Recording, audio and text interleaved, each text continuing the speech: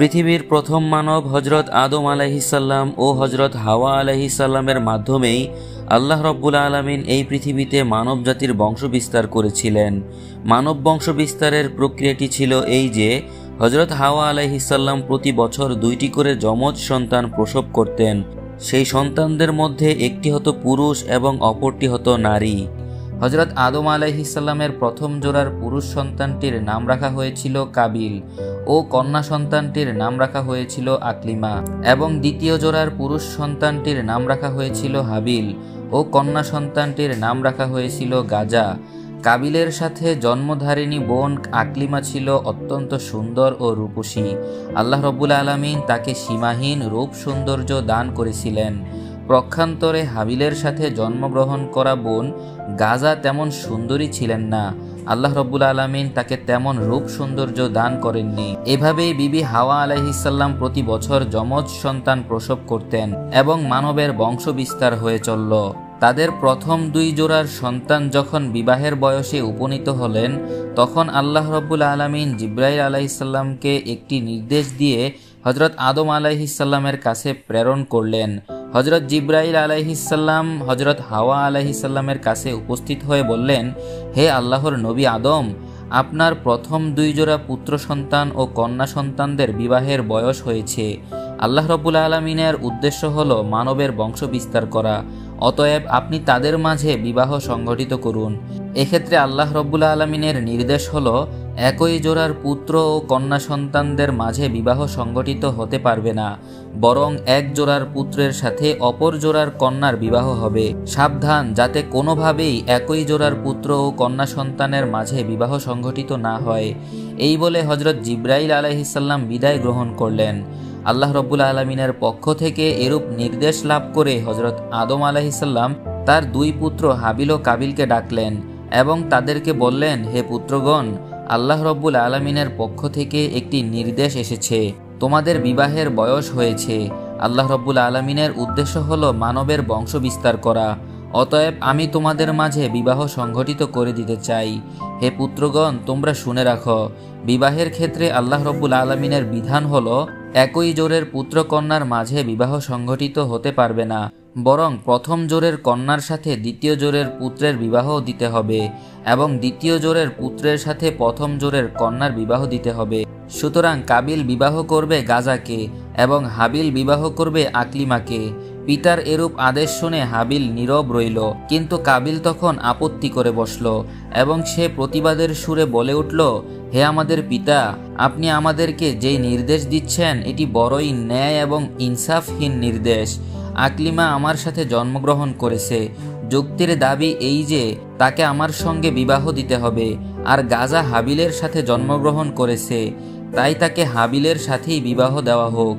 আমার বোন আকলিমা অনেক সুন্দরী ও সুশ্রী, পক্ষান্তরে গাজা অনেক বিশ্রী, অতএব আমি আকলিমাকে ছাড়া অন্য কাউকে বিবাহ করব না। অতএব হাবিল তার বিশ্রী বোন গাজাকে বিবাহ করুক, আর আমি আমার সুন্দরী বোন আকলিমাকে বিবাহ করব। আল্লাহ তাআলা তো আমাদেরকে মায়ের গর্ভেই জোড়ায় জোড়ায় সৃষ্টি করেছেন, অতএব দুনিয়ার জমিনে ভূমিষ্ঠ হওয়ার পরে আপনি কেন এই জোড়া ভাঙতে চাচ্ছেন? এটা তো কঠিন জুলুম ও অত্যাচার এবং ন্যায় নীতিহীন একটি আদেশ। পিতা, আমার মনে হয় আপনি হাবিলকে অনেক ভালোবাসেন, তাই তাকে আমার বোন আকলিমার সাথে বিবাহ দিতে চাচ্ছেন। তবে আমিও আমার পরিষ্কার সিদ্ধান্ত জানিয়ে দিচ্ছি, আমি হাবিলের সাথে আকলিমার বিবাহ কোনোভাবেই মেনে নিব না। যে করেই হোক আমি আমার বোন আকলিমাকেই বিবাহ করব।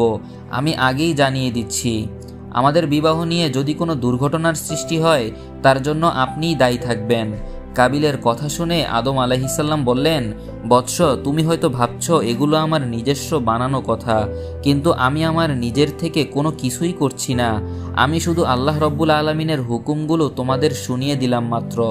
আর তুমিও জেনে রাখো, আল্লাহ রব্বুল আলামিনের বিধানের আমি সামান্যতম নড়চড়ও করব না। তার নির্দেশ অনুসারে তোমার বিবাহ সংগঠিত হবে। আমি একবার তার হুকুম অমান্য করে বেহেশত থেকে দুনিয়ায় নিক্ষিপ্ত হয়েছি, আমি আর কোনোদিন তার কোনো নির্দেশ অমান্য করতে পারবো না। পুনরায় যদি আমি আমার প্রতিপালকের হুকুম অন্যথা করি তাহলে আমার উপর কি বিপদ আসবে তা আমি জানি না। আমি আমার প্রতিপালকের আযাব নিয়ে অত্যন্ত ভীত ও সন্ত্রস্ত। অতএব হে বৎস, অবনত চিত্তে আল্লাহর এই হুকুম মেনে নাও এবং তিনি যেভাবে বিবাহের ফরমান জারি করেছেন সেভাবেই বিবাহ প্রস্তুতি শুরু করে দাও। কিন্তু আদম আলাইহিসসালামের কোনো নসিহত কাবিলের কর্ণচর হলো না। সে তার জিদে অটল রইল। আদম আলাইহিসসালাম বললেন, ঠিক আছে, তোমরা এখন যাও, আমি আল্লাহ রব্বুল আলমিনের পরবর্তী নির্দেশের অপেক্ষা করব। অতঃপর আল্লাহ রব্বুল আলমিনের নির্দেশ আমি তোমাদের জানিয়ে দিব। এরপর আদম আলাইহিসসালাম আল্লাহ রব্বুল আলমিনের দরবারে দোয়া করলেন, হে মাবুদ, আমার সন্তানদের বিবাহের ব্যাপারে যে ফিতনা সৃষ্টি হয়েছে তা তুমি সব কিছুই দেখেছ। অতএব আমাকে এ ব্যাপারে একটি উত্তম ফয়সালা দান করুন, যাতে করে প্রত্যক্ষভাবে তারা এর একটি প্রমাণ পেতে পারে। হজরত আদম আলাইহিসসালামের দোয়ার পরিপ্রেক্ষিতে হজরত জিব্রাইল আলাইহিসসালাম তার কাছে আগমন করলেন এবং তিনি বললেন, হে আদম, আপনি আপনার পুত্রদ্বয়কে কুরবানি করার নির্দেশ দিন। তারা তাদের কুরবানি নিয়ে পাহাড়ে রেখে আসবে। যার কুরবানি কবুল হবে সেই আকলিমাকে বিবাহ করবে। আল্লাহ রব্বুল আলমিনের পক্ষ থেকে এরূপ নির্দেশ পেয়ে তিনি তার পুত্রদ্বয়কে ডাকলেন এবং তিনি বললেন, হে পুত্রগণ, আল্লাহ রব্বুল আলমিনের নির্দেশ হলো তোমরা উভয়ই কুরবানি করবে। তোমরা তোমাদের কুরবানি পাহাড়ের উপরে রেখে আসবে। যার কুরবানি কবুল হবে সেই আকলিমাকে বিবাহ করবে। অতএব যাও, তোমরা তোমাদের কুরবানি পাহাড়ের উপরে রেখে আসো। আদম আলাইহিসসালামের যুগে কুরবানির নিয়ম ছিল তারা তাদের কুরবানির গোশত পাহাড়ের উপরে রেখে আসতো। আল্লাহ রব্বুল আলমিন যার কুরবানি কবুল করতেন তার কুরবানির গোশত আগুন এসে জ্বালিয়ে দিত। আর এটিই ছিল কুরবানি কবুল হওয়ার নিদর্শন বা আলামত। পিতার আদেশ শুনে হাবিল ও কাবিল তাদের নিজ নিজ মাল থেকে কুরবানির বস্তু সংগ্রহ করতে চলে গেল।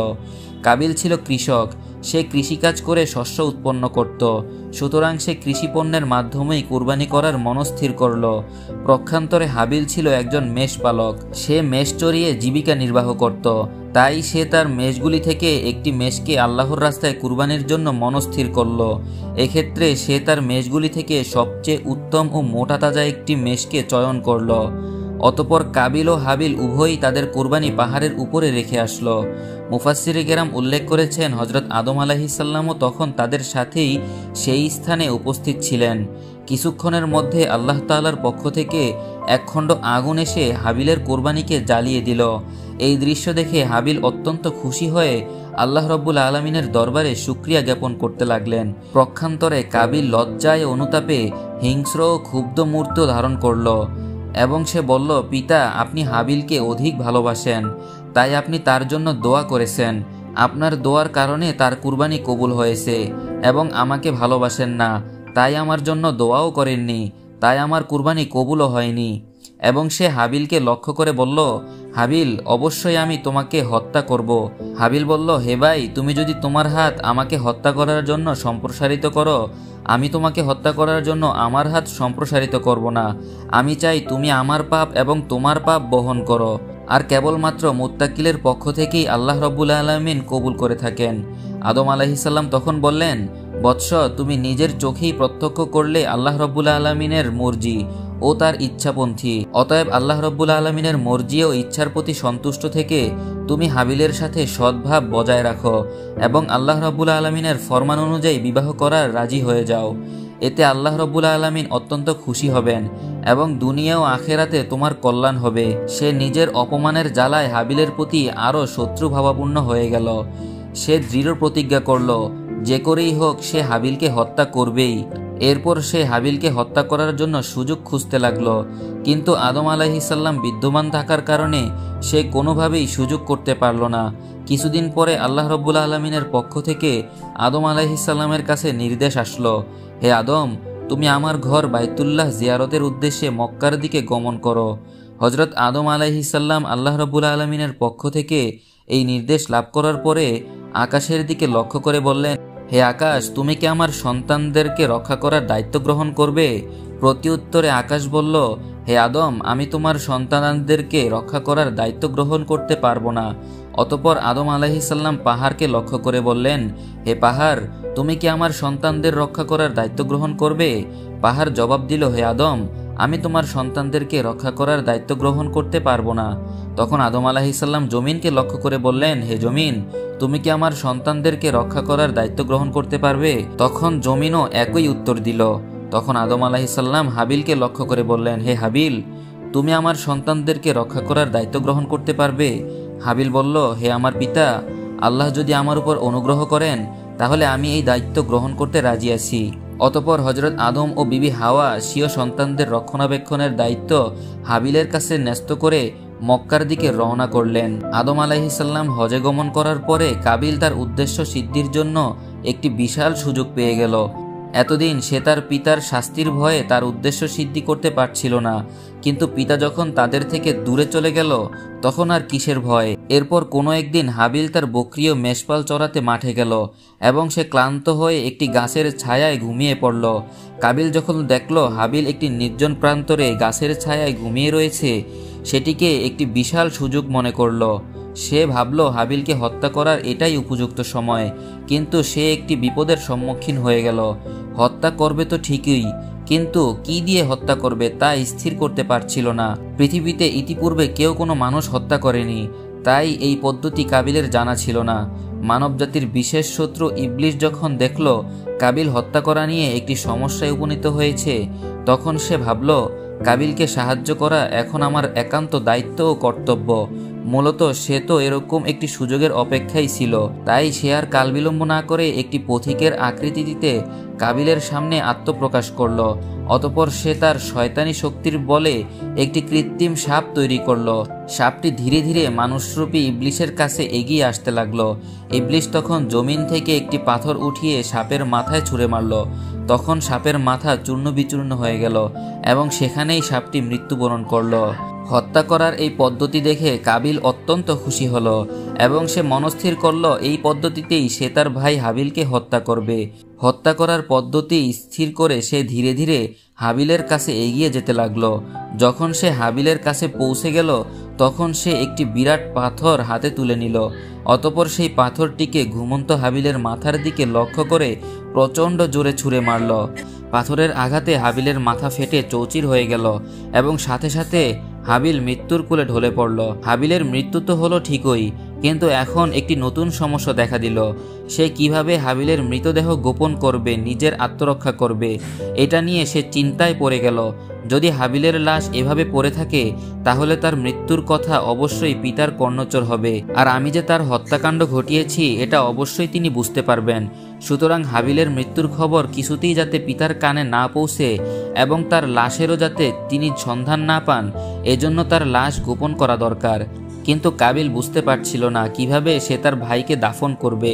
যেহেতু ইতিপূর্বে এই কাজ পৃথিবীর কোনো মানুষই করেনি, তাই কাবিল তার মৃত ভাই হাবিলের লাশটি কাঁধে নিয়ে এদিক ওদিক ঘুরতে লাগলো আর সে ভাবতে লাগলো কিভাবে এই লাশটি গোপন করা যায়। মুফাসসির একরাম বলেছেন কাবিল তার ভাই হাবিলের লাশটি এভাবে 1 বছর পর্যন্ত কাঁধে নিয়ে ঘুরে বেরিয়েছিল। কেউ কেউ বলেন কয়েক মাস ঘুরেছিল, আবার কেউ কেউ বলেন কয়েক দিন বা কয়েক সপ্তাহ ঘুরেছিল। সঠিক ব্যাপারটি আল্লাহ রব্বুল আলামিনই ভালো জানেন। কাবিল যখন তার মৃত ভাই হাবিলের লাশটি কাঁধে করে এভাবেই ঘুরে বেড়াচ্ছিলেন, তখন আল্লাহ রব্বুল আলামিন ইচ্ছা করলেন তাকে 2টি নিকৃষ্ট প্রাণী দিয়ে মানুষ দাফন করার কাজটি শিক্ষা দিবেন। এজন্য তিনি তার সামনে 2টি কাক পাঠিয়ে দিলেন। কাক দুটি তাদের নিজেদের মধ্যে ভীষণ মারামারি শুরু করে দিল। তারা একে অপরকে ঠোঁট দিয়ে ঠোকরাতে লাগলো। এরপর একটি কাক অপর কাকটিকে হত্যা করল। অতঃপর জীবিত কাকটি তার ঠোঁট দিয়ে একটি গর্ত খনন করল এবং মৃত কাকটিকে সেই গর্তের উপর রেখে মাটি চাপা দিল এবং সে উড়ে চলে গেল। কাকের থেকে মানুষ দাফনের এই শিক্ষা লাভ করার পরে কাবিল নিজেকে অনেক ধিক্কার দিতে লাগলো এবং সে বলতে লাগলো, হায় রে, আমি এই কাকের মতো বুদ্ধিমানও নই।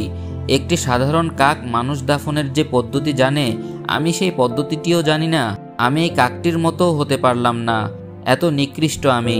কাকের থেকে মানুষ দাফন করার শিক্ষা গ্রহণ করার পরে কাবিল তার ভাই হাবিলের জন্য একটি বড় কবর খনন করল। তারপর সেই কবরে হাবিলের লাশটিকে রেখে তার উপর মাটি চাপা দিল। হাবিলের লাশ দাফন করার পরে সে একেবারে নিশ্চিন্ত হয়ে গেল এবং মনে মনে ভাবতে লাগলো, যে করেই হোক এই বিপদ থেকে আমি এখন নিস্তার পেলাম। এখন আর আমাকে থামায় কে? আকলিমাকে তো আমিই বিবাহ করব। এসব ভাবতে ভাবতে সে পথ চলতে লাগলো। অপেক্ষা করছিল কখন সে বাড়িতে গিয়ে পৌঁছাবে। এমন সময় আল্লাহ রব্বুল আলামিন জমিনকে নির্দেশ করলেন, হে জমিন, তুমি কাবিলকে হাঁটু পর্যন্ত গ্রাস করে ফেলো, তাকে নড়াচড়া করতে দিও না। সে তার নিজের ভাইকে হত্যা করে মহা পাপীতে পরিণত হয়েছে। জমিন সাথে সাথে আল্লাহ রব্বুল আলামিনের নির্দেশ পালন করল এবং কাবিলকে হাঁটু পর্যন্ত গ্রাস করে ফেলল। হতভাগ্য কাবিল তার পা টেনে জমিন থেকে তুলতে পারল না। সে বুঝতে পারল এই শাস্তি আল্লাহ রব্বুল আলমিনের পক্ষ থেকে এসেছে। এটা বুঝতে পেরে সে আল্লাহ রব্বুল আলমিনের দরবারে কাকুতি মিনতি করে বলতে লাগলো, হে মাবুদ, ইবলিশ গুনাহ করে তোমার দরবার থেকে বিতাড়িত হয়েছিল মাত্র, কিন্তু জমিন তাকে গ্রাস করেনি। আমার গুনাহ কি ইবলিশের গুনাহ থেকেও বড় যে জমিন আমাকে গ্রাস করে নিল? আল্লাহর পক্ষ থেকে জবাব দেওয়া হলো, ওরে দুরাচার, সে যতই অপরাধ করুক না কেন, সে নিজের হাতে নিজের ভাইকে হত্যা করেনি। কাবিল আবার বলল, হে মাবুদ, আমার পিতাও তো বেহেশত থাকাকালীন তোমার কথা অমান্য করে বড় গুনাহ করেছিল, তাকে তুমি শাস্তি দিয়েছো বটে, কিন্তু তাকেও তো জমিন এভাবে গ্রাস করেনি। আল্লাহর পক্ষ থেকে জবাব দেওয়া হলো, হে নিষ্ঠুর, তোমার পিতা আমার আদেশ অমান্য করে অন্যায় করেছিল নিজের প্রতি, কিন্তু তুমি যে অন্যায় করেছ তা দ্বারা অন্যের হক নষ্ট হয়েছে, তুমি অন্যের প্রতি অবিচার করেছ, সুতরাং তোমার অপরাধ সর্বাপেক্ষা গুরুতর। এরপর আল্লাহ রব্বুল আলামিন জমিনকে নির্দেশ দিল, হে জমিন, তুমি কাবিলকে বুক পর্যন্ত গ্রাস করে ফেলো। সাথে সাথে জমিন আল্লাহ রব্বুল আলমিনের হুকুম পালন করলো এবং কাবিলের দেহকে বুক পর্যন্ত গ্রাস করে ফেলল। তখন কাবিল ভয়ে দিশেহারা হয়ে বেকুল হয়ে আল্লাহর দরবারে মিনতি জানাতে লাগলো, হে দয়াময় প্রভু, আমি না বুঝে ইবলিশের প্ররোচনায় পড়ে আমার ভাই হাবিলকে হত্যা করেছি। আমি মহা অন্যায় করে ফেলেছি। সত্যি এর চেয়ে বড় অন্যায় আর কিছুই হতে পারে না। কিন্তু হে দয়াময়, তোমার কৃপা অপরিসীম, তুমি সব কিছুই ক্ষমা করে দিতে পারো। হে আল্লাহ, আমি আমার পিতার নিকট শুনেছি আপনি তার গুনাহটি আপনার প্রিয় হাবিব মুহাম্মদ সাল্লাল্লাহু আলাইহি ওয়াসাল্লামের উসিলায় ক্ষমা করেছিলেন। আমাকেও আপনি আপনার হাবিবের বরকতের উসিলায় ক্ষমা প্রদর্শন করুন। এবার আল্লাহ রব্বুল আলামিন তার প্রিয় হাবিবের সম্মান ও ইজ্জত রক্ষার তাগিদে জমিনকে বললেন, হে জমিন, তুমি কাবিলকে ছেড়ে দাও। কাবিল জমিনের কবর থেকে রক্ষা পাওয়ার পরে ভাবতে লাগলো, যেভাবেই হোক আমি এই বিপদ থেকে রক্ষা পেয়েছি, এবার আর আমাকে ঠেকায় কে? আকলিমাকে তো আমিই বিবাহ করব। কাবিল এই কথা চিন্তা করার সাথে সাথে আল্লাহ রব্বুল আলমিনের একজন আযাবের ফেরেশতা এসে তাকে পাকড়াও করলো এবং তাকে একটি পাহাড়ে বন্দি করে তার মাথায় একটি পাথর দ্বারা আঘাত করলো। সাথে সাথে কাবিলের মৃত্যু হয়ে গেল এবং আল্লাহ রব্বুল আলমিন পুনরায় তাকে জীবিত করে দিলেন। পুনরায় সে ফেরেশতা তার মাথায় পাথর দিয়ে আঘাত করলো, পুনরায় সে মৃত্যুবরণ করলো। বলা হয়ে থাকে সেই ফেরেশতা কিয়ামত পর্যন্ত কাবিলকে এইভাবে শাস্তি দিতে থাকবে। সহিহ মুসলিম শরীফে রাসূল পাক সাল্লাল্লাহু আলাইহি ওয়াসাল্লামের পক্ষ থেকে একটি হাদিস বর্ণিত হয়েছে। রাসূল আকরাম সাল্লাল্লাহু আলাইহি ওয়াসাল্লাম বলেছেন, কিয়ামত পর্যন্ত যত অন্যায় হত্যাকাণ্ড হবে সেই পাপের একটি অংশ আদম আলাইহিস সালামের কুপুত্র কাবিলের আমলনামায় লেখা হবে, কেননা সেই প্রথম ব্যক্তি যে হত্যার মতো ভয়ঙ্কর কাজকে পৃথিবীর বুকে সর্বপ্রথম চালু করেছিল। কাবিল যখন হাবিলকে হত্যা করেছিল তখন আদম আলাইহিস সালাম হজ আদায়ের জন্য মক্কা শরীফে ছিলেন। আদম আলাইহিস সালাম দেশে ফিরে হাবিলের সন্ধান না পেয়ে তার সন্তানদের কাছে জিজ্ঞাসা করলেন, হে বৎসরা, তোমরা কি তোমাদের ভাই হাবিলের কোনো সন্ধান জানো? আমি তাকে দেখছি না কেন? আদম আলাইহিস সালামের সন্তানরা উত্তর দিল, হে পিতা, আপনি হজ করতে যাওয়ার কিছুদিন পর থেকেই আমরা আমাদের ভাই হাবিল ও কাবিলকে দেখছি না। আমরা তাদেরকে অনেক খোঁজ করেছি, কিন্তু তাদের কোনো সন্ধান পাইনি। আমরা জানি না তারা কোথায় আছে, কি করছে। আদম আলাইহিস সালাম তাদের কথা শুনে বুঝতে পারলেন অবশ্যই কাবিল হাবিলকে হত্যা করেছে, আর সে তো ইতিপূর্বে হাবিলকে হত্যা করার হুমকি দিয়েছিল। আর এ দ্বন্দ্বের একমাত্র কারণ তার কুপুত্র কাবিলের অন্যায় জেদিই ছিল, তা তিনি জানতেন। সুতরাং কাবিলের কারণে তার মনে কোনরূপ দুঃখ হলো না, কিন্তু হাবিলকে হারিয়ে তিনি একেবারেই শোকাকুল হয়ে পড়লেন। এরপর তিনি আল্লাহ রাব্বুল আলামিনের দরবারে কাঁদতে কাঁদতে প্রার্থনা করলেন, হে আল্লাহ, হাবিলকে যদি হত্যা করা হয়ে থাকে তাহলে তার কবর বা মৃত লাশের চিহ্নটুকু আমাকে দেখিয়ে দাও, এতেও আমি শান্তি পাব। আদম আলাইহিস সালামের এই দোয়ার পরিপ্রেক্ষিতে আল্লাহ রাব্বুল আলামিন তাকে জানিয়ে দিলেন, হে আদম, তোমার কুপুত্র কাবিল তোমার ছেলে হাবিলকে হত্যা করেছে, এজন্য কিয়ামত পর্যন্ত তাকে শাস্তি দেওয়া হবে এবং পৃথিবীতে তোমার যত সন্তানই অন্যায়ভাবে হত্যাকাণ্ড সংঘটিত করবে সেই হত্যাকাণ্ডের পাপের একটি অংশ তোমার কুপুত্র কাবিলের আমলনামায় লিপিবদ্ধ করা হবে। অতঃপর আল্লাহ রাব্বুল আলামিন তাকে হাবিলের কবর সম্পর্কে জানিয়ে দিলেন। আল্লাহ রাব্বুল আলামিনের পক্ষ থেকে এই সংবাদটি জানার পরে আদম আলাইহিস সালাম সেই স্থানে গেলেন এবং তিনি হাবিলের লাশটি কবর থেকে উঠালেন এবং দেখলেন তার মাথার চূর্ণ বিচূর্ণ হয়ে গেছে এবং তার সারা শরীর এখনও রক্তে রঞ্জিত হয়ে রয়েছে। তখন হযরত আদম আলাইহিস সালাম হাবিলের লাশটি বাড়িতে নিয়ে আসলেন। পুত্রের এই অবস্থা দেখে বিবি হাওয়াও কাঁদতে কাঁদতে অস্থির হয়ে গেলেন। অতঃপর তারা সিদ্ধান্ত নিলেন হাবিলের লাশটিকে একটি সিন্দুকে ভরে তাদের কাছেই রেখে দিবেন। তাদের এই চিন্তা করার পরে জিব্রাইল আলাইহিসসালাম আল্লাহ রাব্বুল আলামিনের হুকুম নিয়ে তাদের কাছে এসে বললেন, আদম ও হাওয়া, আপনারা যে সিদ্ধান্তটি নিয়েছেন এটি আল্লাহ রাব্বুল আলামিনের সিদ্ধান্ত নয়। মৃত মানুষকে আপনারা আপনাদের কাছে রেখে দিতে পারেন না, বরং আল্লাহ রাব্বুল আলামিনের হুকুম হলো তাকে আপনারা উত্তম রূপে গোসল করিয়ে জমিনে পুনরায় দাফন করে দিন। আল্লাহ রাব্বুল আলামিনের হুকুম শুনে আদম আলাইহিসসালাম তার পুত্র হাবিলকে উত্তম রূপে কাফনের কাপড় পরিয়ে পুনরায় দাফন করে দিলেন। একদা আল্লাহ রাব্বুল আলামিন জিব্রাইলকে ডেকে বললেন, হে জিব্রাইল, তুমি 7 খণ্ড লোহা নিয়ে দুনিয়াতে আদমের কাছে গমন করো এবং তাকে গিয়ে কামারের কাজ শিখিয়ে দাও, যেন সে লোহাগুলি দ্বারা কৃষিকাজের জন্য সরঞ্জামাদি তৈরি করতে পারে। আদেশ অনুযায়ী জিব্রাইল আলাইহিসসালাম লোহাগুলি নিয়ে পৃথিবীর উদ্দেশ্যে গমন করলেন এবং তা আদম আলাইহিসসালামের সামনে রেখে বললেন, হে আদম, এই লোহাগুলি দ্বারা তোমাকে কৃষিকাজের জন্য প্রয়োজনীয় দ্রব্যাদি তৈরি করতে হবে। আদম আলাইহিসসালাম বললেন, ভাই জিব্রাইল, এই লোহাগুলি দ্বারা প্রয়োজনীয় দ্রব্যাদি তৈরি করতে হলে প্রথমে এদেরকে গলানো দরকার, কিন্তু আগুন ছাড়া তো লোহা গলানো সম্ভব নয়। তখন জিব্রাইল আলাইহিসসালাম আল্লাহর দরবারে গিয়ে বললেন, হে আল্লাহ, এই লোহাগুলি দ্বারা কৃষিকাজের সরঞ্জামাদি তৈরি করতে হলে আগুনের প্রয়োজন। আল্লাহ রাব্বুল আলামিন জিব্রাইল আলাইহিসসালামকে বললেন, হে জিব্রাইল, দোজখের দারোগা মালিককে বলে দোজখ থেকে কিছু পরিমাণ আগুন দুনিয়াতে নিয়ে যাও। অতঃপর জিব্রাইল আলাইহিসসালাম দোজখের দারোগা মালিকের নিকট গিয়ে বলল, হে দোজখের মালিক ফেরেশতা, আল্লাহ রাব্বুল আলামিনের আদেশে আমাকে দোজখ থেকে কিছু পরিমাণ আগুন দাও, যাতে এই আগুন দ্বারা আদম সন্তানাদি তাদের প্রয়োজনীয় সরঞ্জামাদি তৈরি করতে পারে।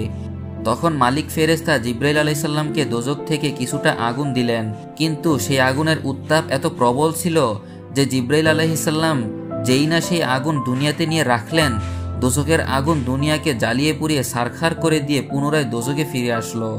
এভাবে তিনি 7 বার চেষ্টা করলেন, কিন্তু কিছুতেই তিনি দোজখের আগুনকে দুনিয়াতে স্থির রাখতে পারলেন না। তখন তিনি আল্লাহ রাব্বুল আলামিনের কাছে আরজ করলেন, হে মাবুদ, আমি দোজখের আগুনকে কিছুতেই দুনিয়ার জমিনে স্থির রাখতে পারছি না। দোজখের আগুন দুনিয়ার জমিনকে পুড়িয়ে ছারখার করে দিয়ে পুনরায় দোজখে ফিরে আসছে। তখন আল্লাহ রাব্বুল আলামিন জিব্রাইল আলাইহিসসালামকে বললেন, হে জিব্রাইল, তুমি 7 সমুদ্রের পানি দিয়ে দোজখের আগুনকে ধৌত করো। আল্লাহ রাব্বুল আলামিনের নির্দেশনা অনুযায়ী জিব্রাইল দোজখের আগুনকে 7 সমুদ্রের পানি দিয়ে অসংখ্যবার ধৌত করলেন। ফলে দোজখের আগুনের উত্তাপ কিছুটা কমে আসলো এবং তার রং পরিবর্তন হয়ে গেল। অবশেষে তা দুনিয়ায় ব্যবহারের উপযোগী হয়ে উঠল। অতঃপর সেই আগুন নিয়ে জিব্রাইল আলাইহিসসালাম আদম আলাইহিসসালামের কাছে এসে সমর্পণ করলেন। এভাবেই জিব্রাইল আলাইহিসসালামের মাধ্যমে আগুনের ব্যবস্থা হওয়ার পরে আদম আলাইহিসসালাম লোহা থেকে কৃষিকাজের প্রয়োজনীয় সরঞ্জামাদি তৈরি করলেন। লোহার সরঞ্জামাদি তৈরি হওয়ার পরে জিব্রাইল আলাইহিসসালাম আল্লাহর নির্দেশে আদম আলাইহিসসালামকে 2টি গরু ও কিছু গম দিলেন এবং বললেন, হে আদম, বেহেশতে আপনি বিনা পরিশ্রমে যেভাবে খাদ্য পেয়েছেন, দুনিয়াতে সেটা সম্ভব নয়, বরং এখানে কঠিন পরিশ্রম ও কষ্টের মাধ্যমে খাটুনি খেটে খাদ্য উপার্জন করতে হবে। সুতরাং প্রথমত আপনি এই গরু দিয়ে জমি চাষ করুন, তারপর তাতে আপনি এই গম রোপণ করবেন, তার ফলে খাদ্য ফলবে এবং তার দ্বারা আপনি ক্ষুধা নিবারণ করবেন। হযরত আদম আলাইহিসসালাম জিব্রাইল আলাইহিসসালামের এই পরামর্শ অনুযায়ী গরু দিয়ে হাল চাষ করা শুরু করে দিলেন, কিন্তু আদম আলাইহিসসালাম কোনোভাবেই গরু দুটিকে বাগে আনতে পারছিলেন না। এগুলি সোজাভাবে না চলে এঁকে বেঁকে চলতে লাগলো। তাই আদম আলাইহিসসালাম বিরক্ত হয়ে গেলেন এবং লাঠি দিয়ে একটি গরুর পিঠে সদরে আঘাত করলেন। সাথে সাথে গরুটি বলে উঠল, হে আদম, তুমি আমাকে এরূপ আঘাত করলে কেন? আদম আলাইহিসসালাম বললেন, তুমি এরূপ এঁকে বেঁকে চলছো কেন? গরুটি বলল, আমার এঁকে বেঁকে চলা কি আপনি ভালো মনে করছেন না? অথচ বেহেশতে আপনিও তো বেঁকে চলেছেন। আল্লাহ রাব্বুল আলামিনের হুকুম না মেনে আপনি গন্ধম বৃক্ষের ফল গ্রহণ করেছিলেন, সেই কথা কি আপনার মনে নেই? গরুর কথা শুনে হযরত আদম আলাইহিসসালাম লজ্জায় ও দুঃখে লাঙ্গল ছেড়ে বসে রইলেন। তখন জিব্রাইল আলাইহিসসালাম তার কাছে আগমন করে বললেন, হে আদম, আপনি জমি কর্ষণ না করে এভাবে বসে আছেন কেন? তিনি বললেন, ভাই জিব্রাইল, একটি গরু আমাকে যে কথা শুনিয়ে দিল তাতে আমি চরম লজ্জিত হয়ে বসে আছি, আর এরপর এই গরু দিয়ে আমার আর চাষ করা সম্ভব নয়। জিব্রাইল আলাইহিসসালাম বললেন, হে আদম, আপনি গরুর কথায় দুঃখিত হবেন না। গরুর কথায় দুঃখিত হয়ে আপনি যদি জমি কর্ষণ না করেন তাহলে আপনি আপনার ক্ষুধা নিবারণ করতে পারবেন না। এতে গরুর কোনো ক্ষতি হবে না, বরং আপনার নিজেরই ক্ষতি হবে। তাই এরূপ ভুল না করে আপনি পুনরায় জমি কর্ষণ করা শুরু করুন। জিব্রাইল আলাইহিসসালামের পরামর্শে হজরত আদম আলাইহিসসালাম পুনরায় গরুগুলি দিয়ে জমি কর্ষণ করা শুরু করে দিলেন। কিন্তু কিছুক্ষণের মধ্যেই অপর গরুটি বেঁকে বসল। সে আর সামনে যেতে চাইল না, বরং এঁকে বেঁকে চলা শুরু করলো। হজরত আদম আলাইহিসসালাম অনেকক্ষণ চেষ্টা করার পরেও যখন গরুটিকে বাগে আনতে পারলেন না, তখন তিনি ভীষণ বিরক্ত হয়ে গরুর পিঠে সজোরে একটি আঘাত করলেন। সঙ্গে সঙ্গে গরুটির দুই চোখ দিয়ে অশ্রুধারা প্রবাহিত হতে লাগলো এবং সে আকাশের দিকে তাকিয়ে আল্লাহ রব্বুল আলমিনের নিকট করুণভাবে মোনাজাত করল, হে আল্লাহ, সামান্য একটু দোষের কারণে তোমার আদম আমাকে করুণভাবে প্রহার করেছে, তুমি এর বিচার করো। গরুর এই মোনাজাত শুনে আদম আলাইহিসসালামের মনে দয়া হলো। সুতরাং তিনি জমি কর্ষণ বন্ধ করে দিয়ে পুনরায় বসে রইলেন। এটা দেখে জিব্রাইল আলাইহিসসালাম আবার আদম আলাইহিসসালামের কাছে আসলেন। তিনি আবার বললেন, ভাই আদম, আপনি কেন জমি কর্ষণ বাদ দিয়ে বসে আছেন? তিনি বললেন, ভাই জিব্রাইল, তুমি তো ইতিপূর্বে একটি গরুর কর্মকাণ্ড সম্পর্কে শুনেছ, তুমি এবার অপরটির কর্মকাণ্ডের কথা শুনো। তোমার পরামর্শ অনুযায়ী আমি তাদেরকে দিয়ে পুনরায় জমি কর্ষণ করা শুরু করলাম, কিন্তু কিছুক্ষণের মধ্যে দ্বিতীয় গরুটিও বেঁকে বসল এবং সে আমার কোনো নির্দেশ মানছিল না, এঁকে বেঁকে চলছিল। তখন আমি বিরক্ত হয়ে তার পিঠে প্রহার করলাম। এতেই সে আল্লাহ রব্বুল আলমিনের দরবারে আমার বিরুদ্ধে নালিশ শুরু করলো। এ কারণেই আমি আল্লাহ রব্বুল আলমিনের গজবের ভয়ে হাল চাষ বন্ধ করে দিয়েছি। আদম আলাইহিসসালামের কথা শুনে ফেরেশতা জিব্রাইল আল্লাহ রব্বুল আলমিনের দরবারে উপস্থিত হয়ে আরজ করলেন, হে মাবুদ, আদমের দ্বারা জমি চাষ করা হয়তোবা সম্ভব নয়, কেননা মানুষ ও গরুর মাঝে যে ফিতনা সংগঠিত হয়েছে তা তো আপনি সম্মুখ চোখে অবগত আছেন। হে রব্বুল আলামিন, আপনি এর একটি ফয়সালা করে দিন। আল্লাহ রব্বুল আলামিন বললেন, হে জিব্রাইল, আমি সকল ঘটনাই দেখেছি। এখন তুমি আমার বান্দা আদমকে গিয়ে বলো, আজ থেকে গরুর জবান বন্ধ করে দেওয়া হবে, আর যদি সে গরুকে ন্যায়সঙ্গতভাবে কোনো শাসন করে তাহলে তা অপরাধ বলে গণ্য হবে না।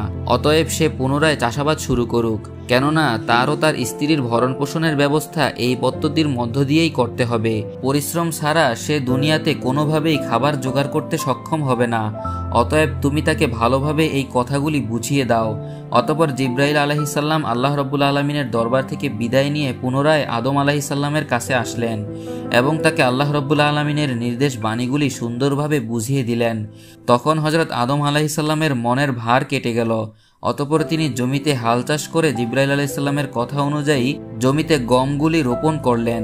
রোপণ করার কিছুক্ষণের মধ্যেই গমগুলি অঙ্কুরিত হলো এবং তা একটি শস্য ক্ষেতে পরিণত হলো। আর দেখতে দেখতে গমগুলি পরিপক্ক হয়ে কাটার উপযুক্ত হয়ে গেল। আর এভাবে জিব্রাইল আলাইহিসসালাম আদম আলাইহিসসালামকে চাষাবাদের পদ্ধতি শিখিয়ে দিলেন। আর এই পদ্ধতিতেই হজরত আদম আলাইহিসসালাম তার জীবিকা নির্বাহ করতে লাগলেন।